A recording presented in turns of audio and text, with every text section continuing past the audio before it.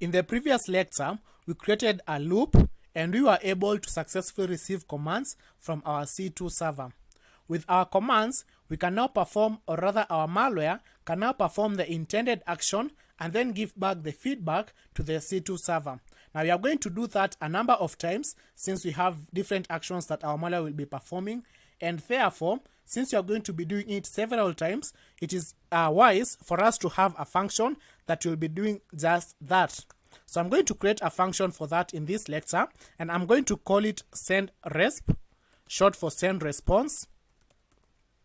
And what it is going to be receiving as parameters is the connection object, like that, and the other thing is the message, which is a string.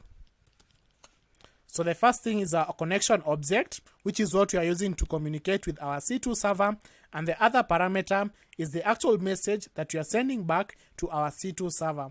Inside here, we are going to have just one line, which is fmt.fprintf.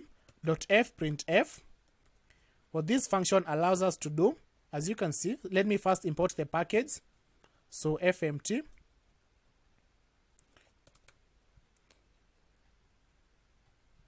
And as you can see, it formats according to a format specifier and writes to the writer that we provide.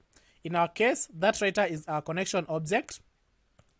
And then we are going to have a format string, in this case %s, s in this case for string, and the third parameter will be the message.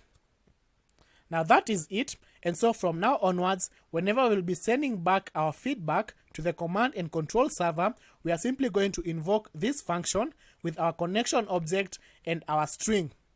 That is it, and I'll see you in the next one.